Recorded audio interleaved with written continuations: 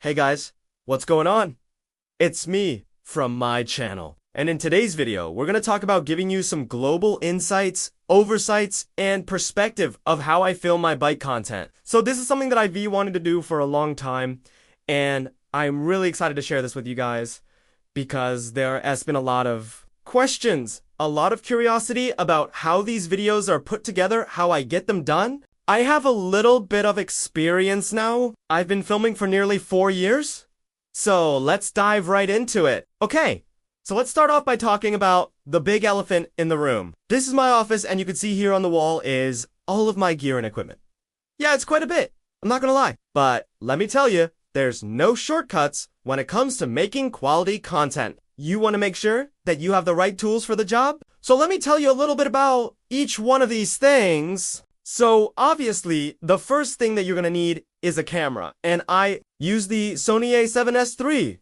This is honestly the best camera out there for filmmaking and specifically for bike packing or bike travel videos. The reason why I like it so much is because it has the Super 35 sensor, which gives you a really nice cinematic look to your footage. It also records in 4K, which is extremely high resolution, and it also records in log, which allows you to color grade your footage to get that filmic look that you see in movies. Now, this camera does run about $3,500, which is quite expensive, but I promise you, if you're serious about this and you want to take your filmmaking seriously, this camera is totally worth it. Next up, we have the lens, and this is a Sony 12-24 f4G master lens. What I love about this lens is its wide angle of view. It allows me to capture everything that S in frame, and that's important because when you re-bike packing, you want to show everything around you that you're re-seeing. This lens is also great because it has a constant aperture lens, meaning that the entire length of the lens, the aperture stays at f4, which means that the entire length, you're going to have an equal amount of light coming in, which makes for a very consistent image. Now, this lens is pretty expensive, coming in at about $1,600. But once again, if you're really serious about this and you want to invest in yourself and your content, then this lens is totally worth it. Now, next up, we have my drone, and this is the DJI Mavic Air 2. Drones are an amazing tool to have when it comes to filming your rides because they allow you to get shots that you just couldn't get any other way. You can get beautiful overhead shots, and you can also get shots of the landscape around you that just add another level to your video. The Mavic Air 2 is a really nice drone because it's foldable and portable. It doesn't take up too much space, and it's also very easy to fly. Now, this drone isn't as expensive as some of the other ones out there. It comes in at about $800. But drones can be a little tricky to get good footage with. So I highly recommend taking the time to learn how to fly properly before you actually go out and try to film with it. All right, so moving on to the next piece of equipment, we have my GoPro. So I use the GoPro Hero 9 Black. I've used GoPro cameras since 2015, and I absolutely love them. There's such a convenient way to film yourself while you ride because they're small, they're compact, and they're lightweight. Plus, you don't have to worry about having to carry extra batteries or memory cards. The Hero 9 Black is a really nice camera. It shoots in 5000, which is really high resolution, and it also has the front display, which is really helpful when it comes to framing your shots. Now, this camera isn't as expensive as the Sony camera, but it still comes in at about $400. All right, so next up we have the microphone, and I use the Rode Video Micro. This is a really small and compact microphone that I attach to the top of my helmet, and it picks up my voice really well. I've tried a bunch of different microphones out there, and this one is definitely my favorite. Now, this microphone isn't too expensive, coming in at about $60. All right, so moving on to the next piece of equipment. We have my gimbal, and I use the DJI OM5. A gimbal is a really helpful tool to have when it comes to filming your ride because it stabilizes your footage and makes it look more professional. Plus, it also allows you to get some really cool motion shots while you're riding.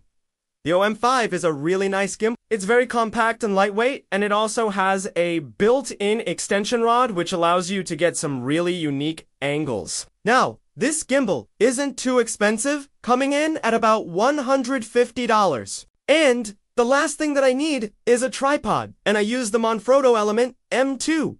a tripod is important to have because it allows you to set your camera down and film time lapses or B-roll while you're not riding. The Element M2 is a really nice tripod because it's very lightweight and compact, and it also has adjustable height, which is really helpful when it comes to getting the perfect shot. Now, this tripod isn't too expensive either, coming in at about $60. So, as you can see, the equipment isn't cheap.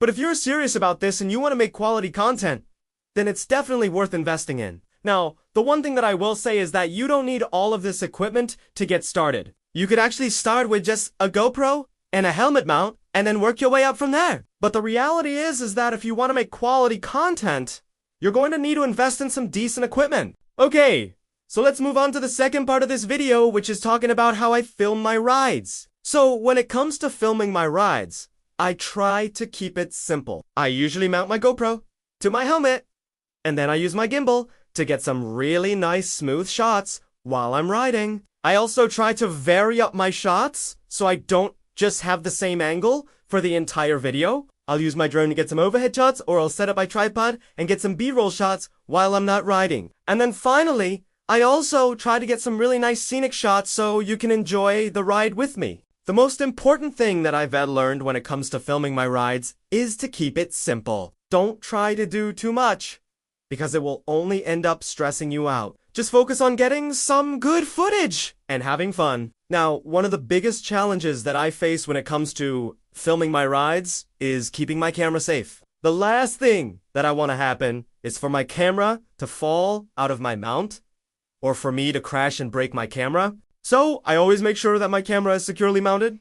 And I also have a backup plan in case something does happen. For example, I always have a memory card with me that I can use as a backup. And I also have a friend who films with me who can pick up my camera if I crash. The most rewarding part about filming my rides is seeing the final product and knowing that I was able to capture something that people can enjoy. There's nothing quite like watching your hard work pay off and knowing that you were able to create something that others can appreciate. Well, that's it for this video, guys. I hope you enjoyed learning a little bit more about me and how I film my bike content. If you have any questions, please leave them in the comments below, and I'll do my best to answer them. Thanks for watching, and I'll see you in the next video. Peace!